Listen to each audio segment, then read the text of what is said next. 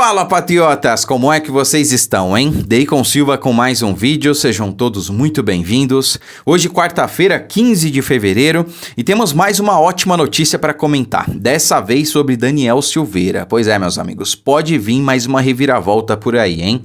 Então, desde já, compartilhe esse vídeo, deixe o seu like e inscreva-se no canal se for novo por aqui, tá certo? Bom, todos nós sabemos que o ministro Alexandre de Moraes mandou prender o deputado Daniel Silveira, agora ex-deputado, né? Assim que acabou o mandato parlamentar dele, em 1º de fevereiro, o Alexandre de Moraes mandou prender o Daniel Silveira. Bom, nós sabemos que essa prisão é totalmente ilegal, inconstitucional, não tem embasamento técnico e nem jurídico. Justamente porque o presidente Bolsonaro deu a Daniel Silveira a graça constitucional, que exclui simplesmente qualquer conduta criminosa que o agente que a recebeu tenha cometido. Mas nós sabemos que Daniel Silveira não cometeu nenhum crime, não fez nada de errado, né? Quer dizer, a maioria de nós repudia, inclusive eu, repudia o que o Daniel Silveira falou e da maneira que ele falou naquela live, né? Onde começou toda essa história aí. Mas ele era um deputado e, como tal, ele tinha sua imunidade parlamentar, ou pelo menos deveria ter, né? Mas aqui no Brasil as coisas estão funcionando de maneira diferente. Você pode falar o que você quiser, você não precisa nem ser deputado para isso. Basta que você seja de esquerda ou que você fale contra a direita, contra Bolsonaro, por exemplo. Você pode chamar Bolsonaro de genocida, você pode jogar futebol com a cabeça do Bolsonaro, você pode até fazer uma encenação cinematográfica da morte do presidente Bolsonaro. Lembra daquele vídeo pavoroso onde ele aparecia ali na encenação atingido por uma flecha de moto? Pois é, você pode fazer o que você quiser, desde que você seja de esquerda, né? Agora, se você for de direita, não, você não, aí não tem imunidade, aí é relativo, né? Não, você pode falar, mas não pode falar isso aqui, não pode falar contra essas pessoas, contra a esquerda, contra ministros do STF. Esse é o Brasil, né? Mas vamos lá, ele foi preso agora justamente porque o Alexandre de Moraes tinha determinado medidas cautelares contra Daniel Silveira. Então, ele ficou impedido de dar entrevistas, ficou impedido de usar suas redes sociais, só que ele estava em campanha, né? Na verdade, isso foi antes da campanha eleitoral no ano passado. E aí o presidente Bolsonaro foi lá, deu a graça e ele continuou, né? O Alexandre de Moraes continuou impondo medidas cautelares. Como é que o sujeito ia fazer campanha sem usar as redes sociais, sem dar entrevista, sem fazer nada, né? Pois bem, depois que terminou o mandato dele, infelizmente Daniel Silveira não foi eleito senador, o Alexandre de Moraes mandou prender ele. Bom, qual que é a reviravolta nessa história toda? Daniel Silveira, ele é uma espécie de herói, né? Ele, graças a Deus, não se transformou num mártir porque ele está aqui e, se Deus quiser, ainda vai contribuir muito com esse país.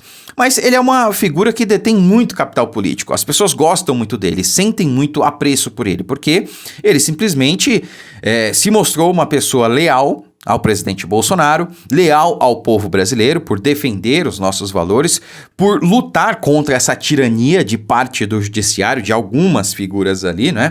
Então é alguém que certamente pode vir a ser aí no cenário político futuro um prefeito, de repente do Rio de Janeiro em 2024, ou até um governador do Rio em 2026, né? Ou novamente ao Senado em 2026. Não sei, ou de repente um outro cargo aí, vai saber. Então é alguém que precisa realmente ter os seus direitos políticos garantidos, né?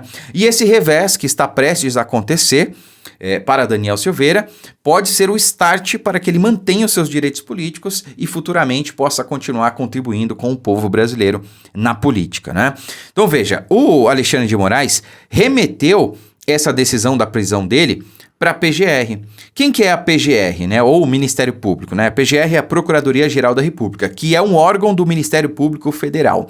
Bom, o Ministério Público é quem detém a ação penal pública, é quem tem a atribuição de oferecer ou não denúncia, por exemplo, né? Eles podem se manter ali favoráveis a Daniel Silveira, dizendo, olha, aqui não tem nenhum crime, então a gente opta pela soltura dele, né? Ou coisa do tipo. Pois bem, foi o que o ministro Alexandre de Moraes fez. Remeteu essa prisão à PGR, para que eles se manifestassem a respeito da manutenção ou revogação da prisão. Pois bem, a PGR acatou esse pedido e já respondeu. Veja só, Urgente, PGR defende revogação da prisão preventiva de Daniel Silveira. Essa é uma excelente notícia. Como eu disse, pode ser o start para que ele tenha os seus direitos políticos garantidos. Ele ainda não tem uma sentença final condenatória que torne ele inelegível, né? Mas, infelizmente, na insegurança jurídica que nós estamos vivendo, a gente não pode dizer plenamente que ele poderia ser candidato hoje a algum cargo eletivo sem que o TSE fizesse alguma coisa, indeferisse a sua candidatura. Essa é a questão, né? Então, a vice-procuradora-geral da República, Lindora Araújo, apresentou manifestação ao Supremo Tribunal Federal defendendo a revogação da prisão preventiva do ex-deputado federal Daniel Silveira. O ex-parlamentar foi preso no início deste mês após determinação do ministro Alexandre de Moraes por causa do descumprimento de medidas cautelares definidas pela Corte, como o uso de tornozeleira eletrônica e a proibição de uso de redes sociais.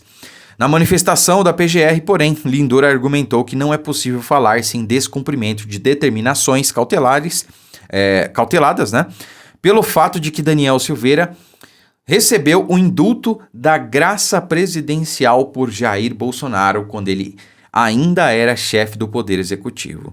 E novamente eu quero frisar aqui, ninguém pode revogar essa graça concedida pelo presidente Bolsonaro ao Daniel Silveira. O Lula não pode, o Alexandre de Moraes não pode, ninguém pode, tá?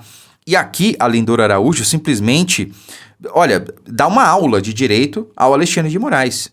Então, ele remeteu aí essa questão para a PGR e a Lindora deu uma aula. Falou, não tem no que se falar em medida cautelar porque ele recebeu a graça. Então, qualquer crime que eventualmente ele tenha cometido, a gente sabe que não cometeu nenhum, não existe mais, porque ele recebeu a graça, foi perdoado. Então, não tem que se falar em prisão preventiva, não tem que se falar em medida cautelar, né?